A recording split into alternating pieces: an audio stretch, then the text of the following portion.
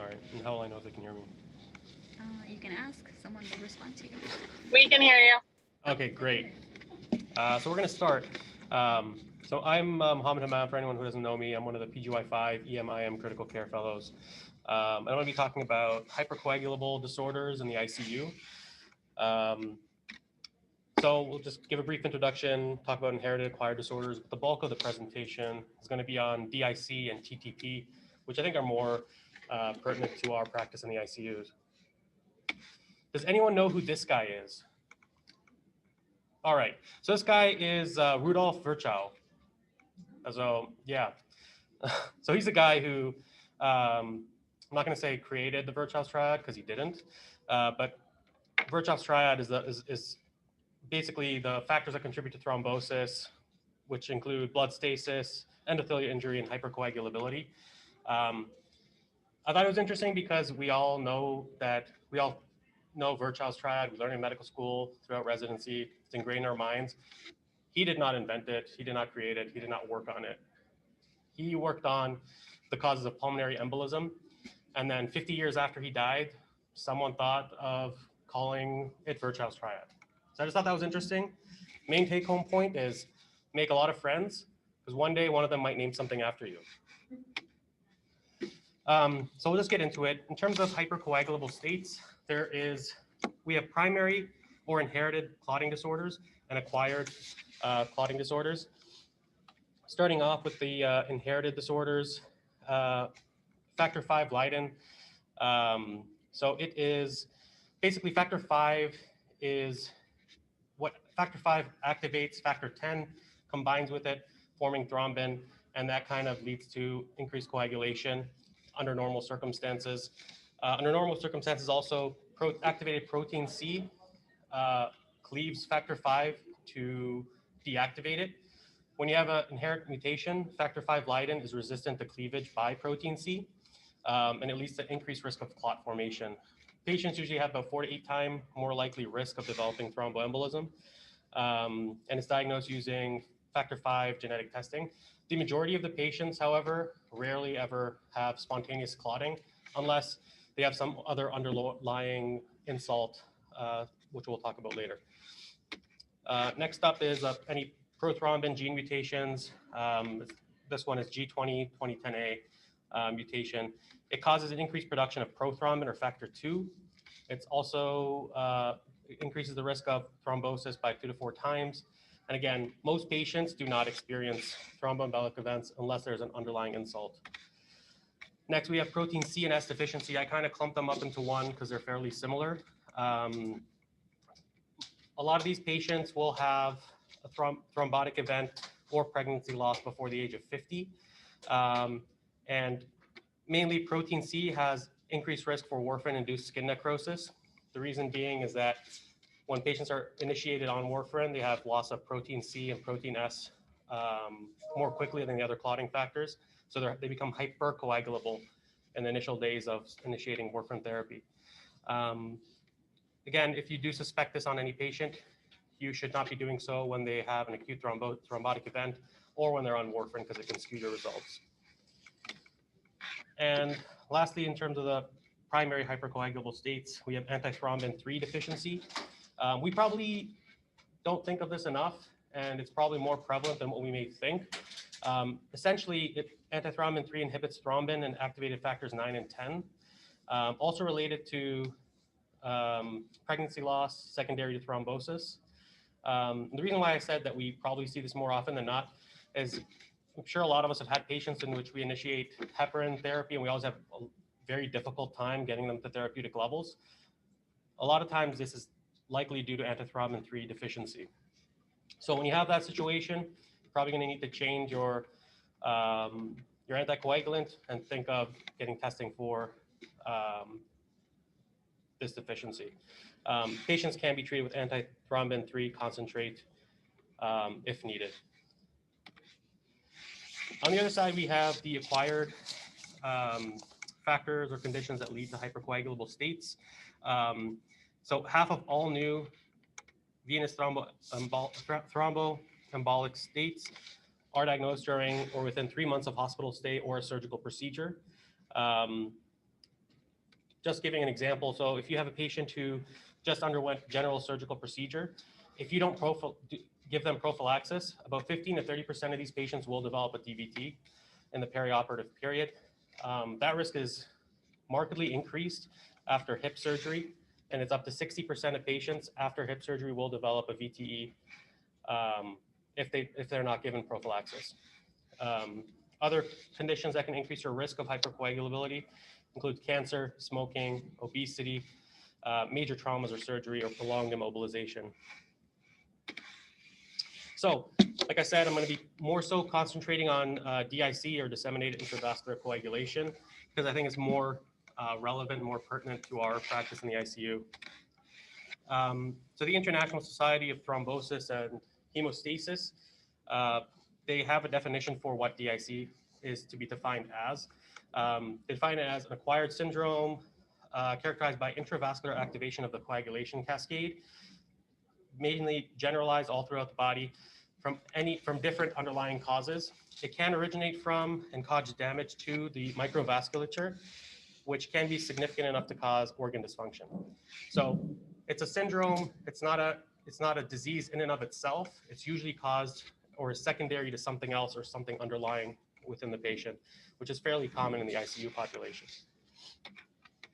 And again, in terms of sepsis and severe infections, I didn't know this and I thought it was kind of interesting, but up to 35% of patients in the ICU with sepsis or severe sepsis will have underlying DIC.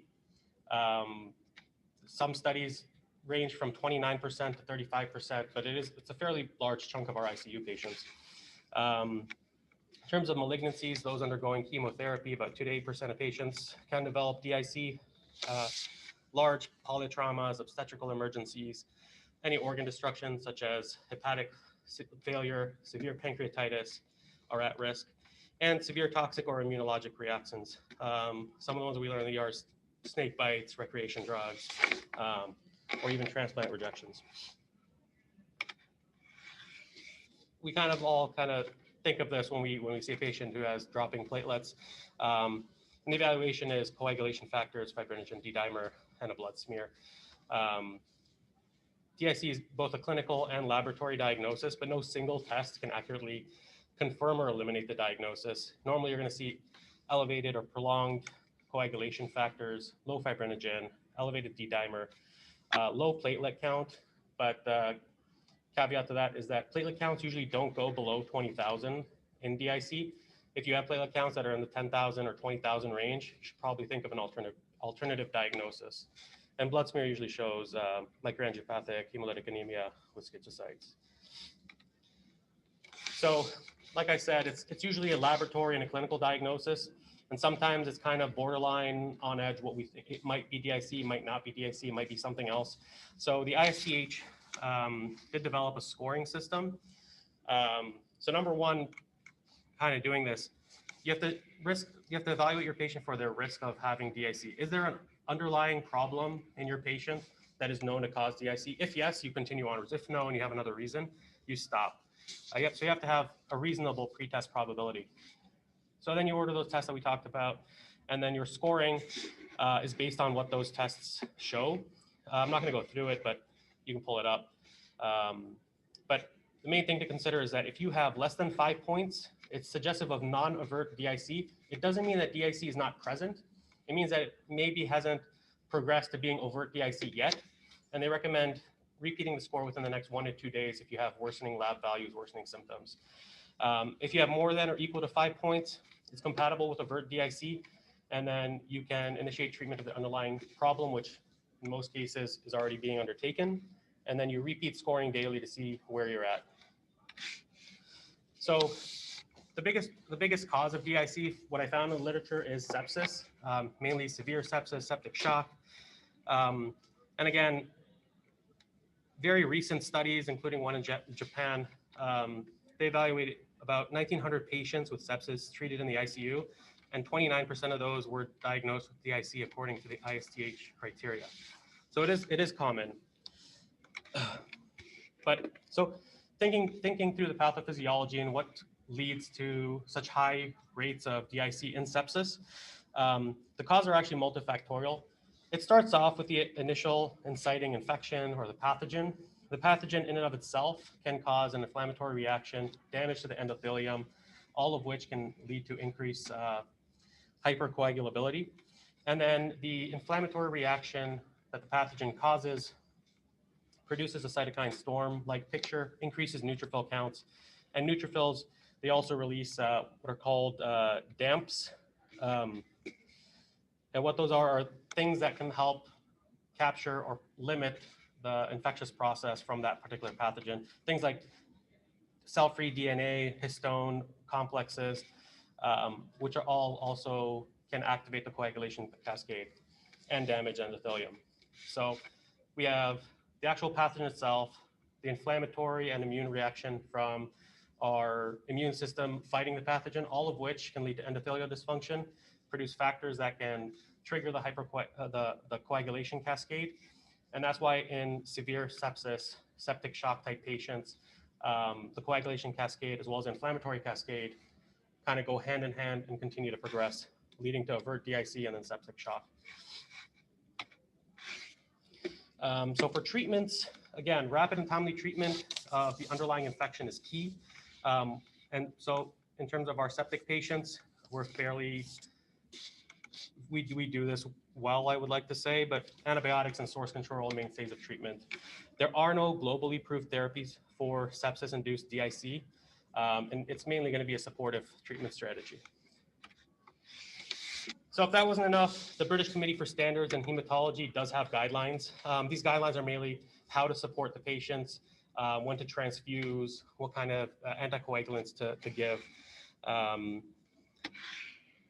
So with regards to platelet transfusions, the recommendations are all based off expert opinion. There aren't really any RCTs or anything to guide how we are going to transfuse our patients. In general, we don't transfuse platelets into DIC patients. I'm sure we've all heard of the saying that you don't want to stoke the fire or feed the fire. But the cutoff is generally 10,000. Less than 10,000, you should probably give some platelets to your patients. Otherwise, the BCSH recommends if your platelet count is less than 50,000, but you have serious bleeding or they require emergent therapy, you should also transfuse them. And serious bleeding isn't oozing out of your IV sites. That's more considered minor. Serious bleeds into brain, abdomen, leading to hemorrhagic shock type pictures, which are also fairly rare. BCSH also has recommendations for when to give FFPs or cryo. In terms of when you have serious bleeding with elevated coags, they recommend FFPs. If you have serious bleeding and your fibrinogen is less than 50, they recommend cryo rather than FFP, just from a volume standpoint. They also recommend giving cryoprecipitate targeting a fibrinogen level of 100. And any serious bleeding with prolonged coags, FFPs. So this is the part that kind of is a little bit more not intuitive, is should we be providing prophylactic anticoagulation to these patients because they are at risk for bleeding?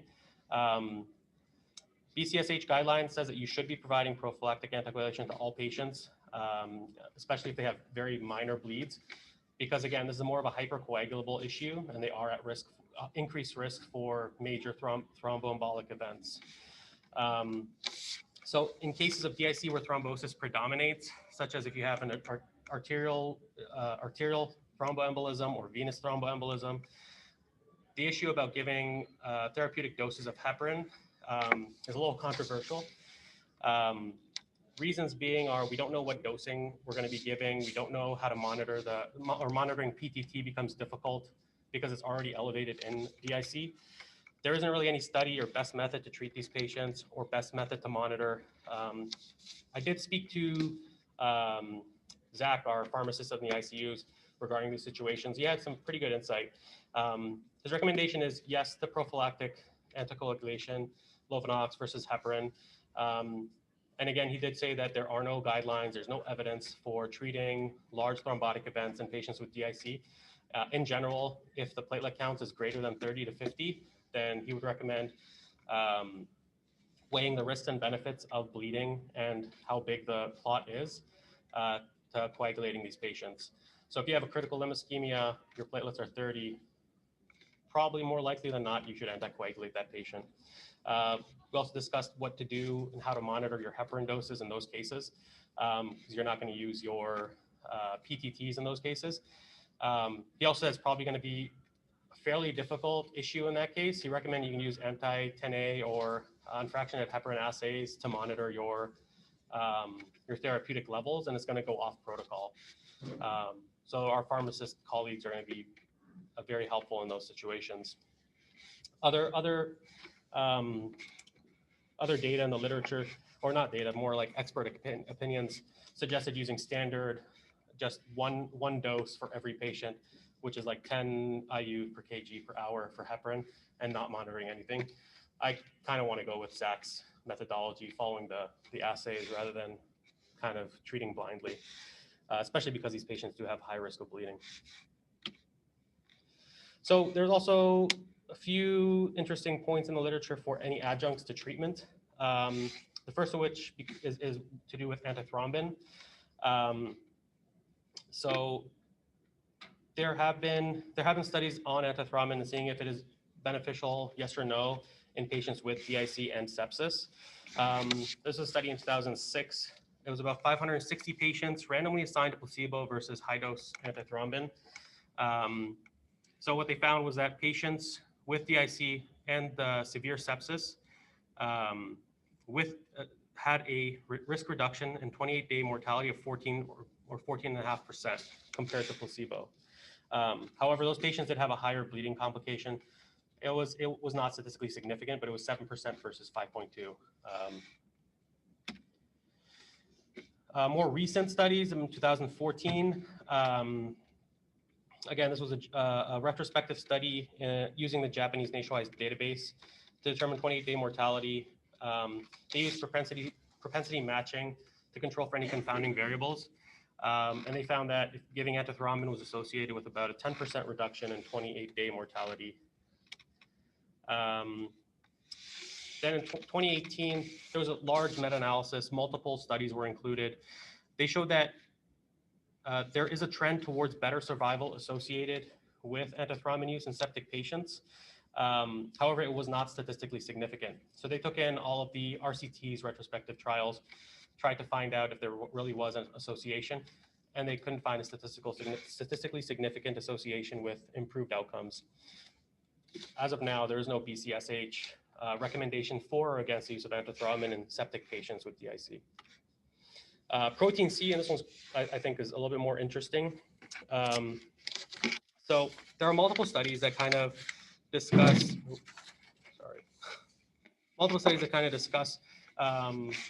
if protein C is effective in patients with severe sepsis and DIC.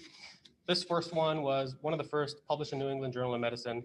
It was called the Prowess Trial. It was randomized, double-blind, placebo-controlled, multi-center trial evaluating the efficacy of activated protein C in patients with severe sepsis. This particular study did not make the distinction of whether or not the patient had DIC or not. They just gave protein C to everyone with severe sepsis. They found that giving it was associated with a reduction in the relative risk of death of 19.4% and absolute risk reduction of death of 6.1%, with a number needed to treat of 16. They did not have any significant differences between bleeding risk, but there was a trend towards more bleeding with the protein C group. And again, they did not consider DIC specifically. In 2004, this group of researchers, they actually used the data from the Prowess trial, retrospectively reviewed it, and they found that about 29% of those patients met criteria for overt DIC using the ISTH scoring tool. And then they redid the study retrospectively, and they found that when looking only at the DIC patients treated with protein C or versus placebo, there was a trend towards reduced mortality and reduced thrombotic complications, but it didn't reach statistical significance. And again, their study was not, the original Prowess study was not powered to look at patients specifically with DIC. There was a trend towards improved outcomes, but no statistical significance. And then in 2012, there was a New England Journal of Medicine publication where they actually did look at This is the Prowess shock trial. And again, this study was actually funded by Eli Lilly, who makes Protein C. But again, this was a randomized, double-blind, placebo-controlled, multi-center trial. They looked at about 1,700 patients who had septic shock on pressors. And then in that specific cohort, they did not find significant reduction in mortality at 28 days or 90 days when patients were given either placebo versus Protein C. Again, they did not account for any patients with DIC or study that specific population. Unfortunately, we had conflicting data whether or not Protein C would be beneficial in patients with DIC and septic shock, or in septic shock at that matter. But then in 2009, Eli Lilly, the manufacturer of APC, withdrew the drug from the market, so it's not available. I haven't been able to find any further studies on it, but it did seem like it would have been a potentially useful adjunct to treating these patients.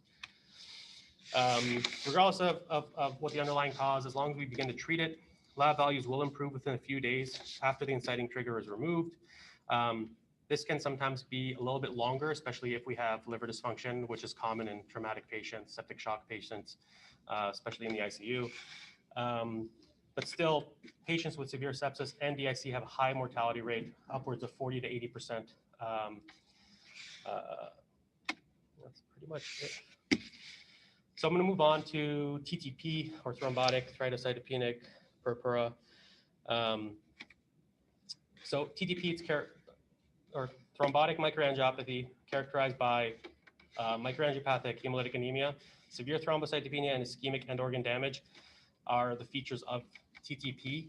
And it's distinguished from other thrombotic microangiopathies by severe deficiency in Adams 13 activity. In terms of pathophysiology,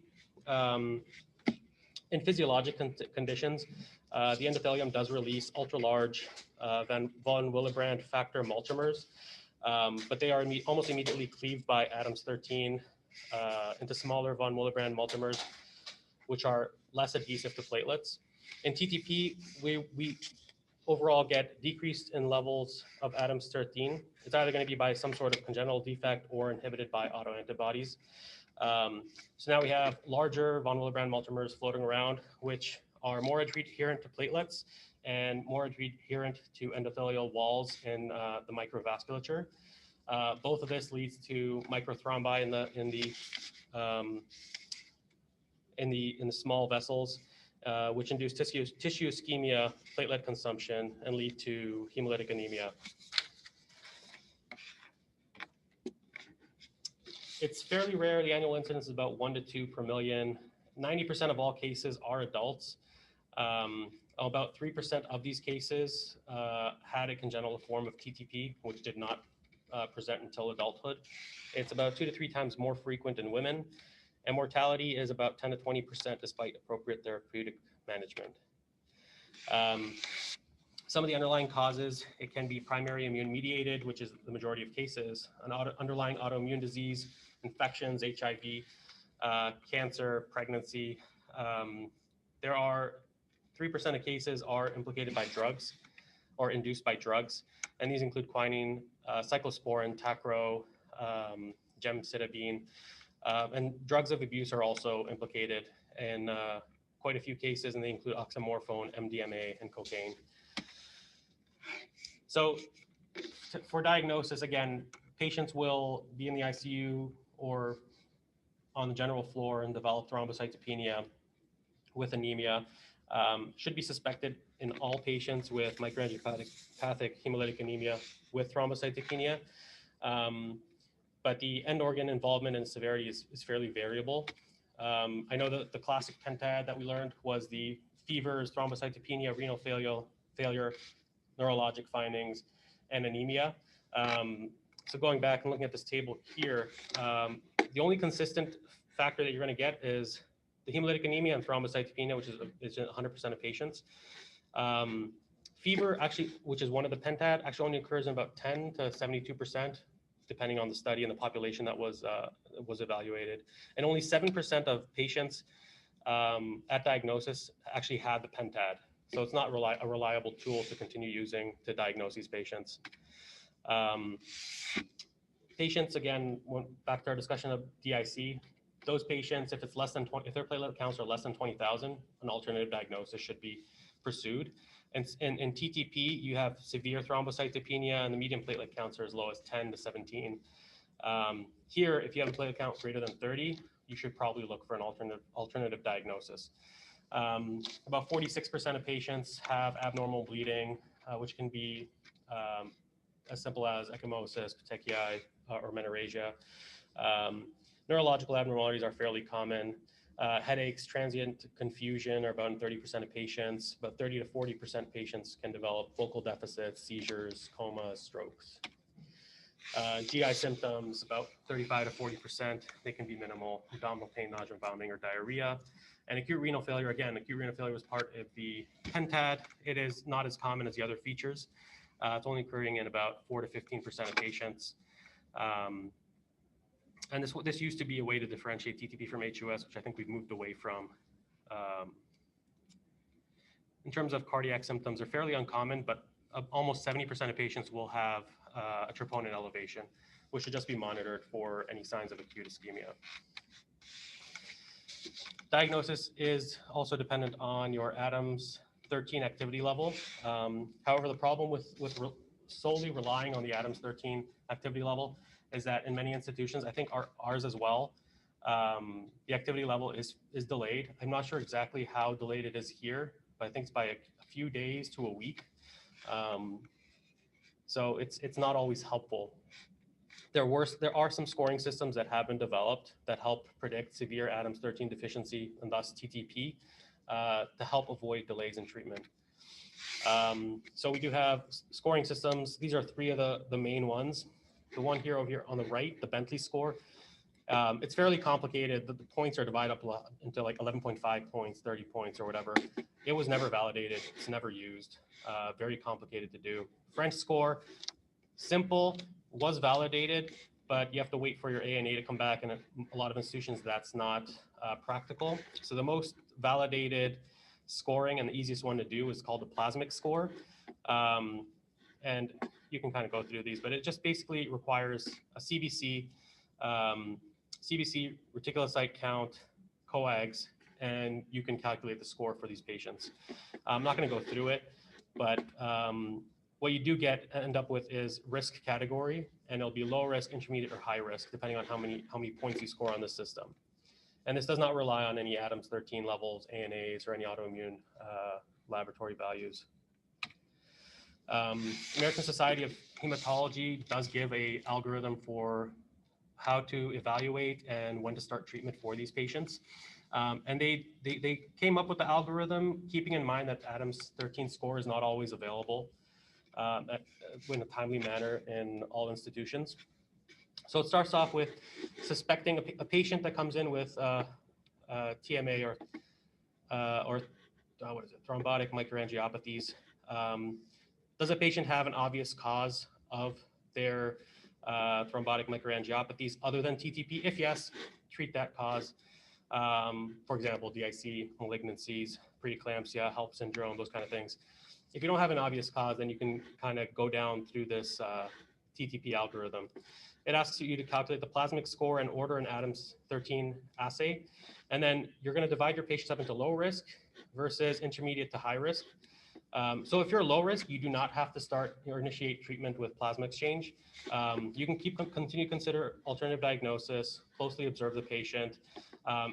Whenever your Adams 13 activity level comes back and it's greater than 10%, you're done. TTP is unlikely. If your Adams 13 level comes back less than 10%, TTP is still likely, and you can consider plasma exchange depending on the patient's clinical course, if they're improving or whether or not they're continuing to decompensate. If you have an intermediate to high risk plasmic score, you immediately initiate plasma exchange in these patients because they are high risk. And again, delay in treatment can increase mortality. And then you can do plasma exchange daily until you have your Adams 13 level back. If you have an Adams 13 level that is greater than 30%, then TTP is unlikely. you can consider withdrawal of plasma exchange and search for an alternative diagnosis. If you have your Adams 13 level less than 10%, you've confirmed TTP, you continue onwards with the treatment. If you're in this intermediate area with an Adams 13 level of 10 to 30%, you kind of have to go back and see when your Adams 13 level was it sent before or after plasma exchange? If there's an ability to get a Adams 13 level before you initiated treatment, try to do that first. And you can consider getting an Adams 13 inhibitor assay. In these patients, it becomes difficult. Depending on if they have clinical improvement, you can continue with plasma exchange and continue with your treatment, or you can withhold. And again, a lot of these decisions are going to be made in consultation with hematology and blood bank or lab medicine. Some of the adjunct treatments include steroids. There is fairly low-level evidence regarding their efficacy. The dosages are also not standardized. There's different studies saying you could use high doses, like 10 mg per kg of methylprednisolone for 3 days and then lower the dose. Other recommendations say standard dosing is okay. Again, the mainstay of treatment is plasma exchange.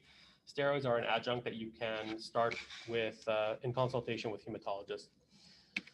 In terms of rituximab, it can be considered a failure to respond to standard plasma exchange therapy. I kind of just listed the studies here that kind of went over this. There are only 2 of these are actually prospective studies, the one in 2012 and 2007. The rest are all retrospective evaluations, fairly low numbers of patients. And a lot of these studies deal with recurrences. So %R is the recurrence rate or relapsing TTP. How many doses of rituximab these patients got? Most of them gave them 4 doses. And then clinical remission, which are fairly high with rituximab. So again, in relapsing disease, rituximab is probably a good idea with a fairly good clinical remission rate. Days to clinical remission is another thing that's a little bit uncertain. Some of these patients can respond as early as 10 days, 2 weeks. Some patients can go as high as 21 days or even 27 days in specific reports. So it's variable how soon or how quickly they will recover. This is another algorithm for how to treat TTP. It's actually one published in the journal Blood in 2017. And this kind of deals with more so how to treat TTP if you have relapses or recurrences. So again, you have TTP, you've started initiating treatment with plasma exchange, plus or minus steroids, again, controversial. If you have complete response, you're done. Just follow up outpatient with hematology. If you have an exacerbation, worsening clinical manifestations, or while you're giving Plex therapy, they're not improving, then you could add rituximab to your daily plasma exchanges. If they're unresponsive completely, then again, you're going to add rituximab and you're going to search for another underlying cause or another medication to add. Some of those medications can include cyclosporin, which can be used in refractory TTP. And again, this is reserved for relapses and exacerbations. There was a recent study that showed there's no difference between initiating patients on Plex and cyclosporin versus Plex plus steroids. So we kind of reserve that as a second line for relapses. In terms of outcomes for these patients, about 95% of them achieve normalization of platelet count with treatment, and 87% achieve remission. Exacerbations and relapses are fairly common. It occurs in about 30% to 50% of patients. However, the relapses usually do tend to be less severe. But I think that's all I had. Do we have any questions, concerns, criticisms? Cool.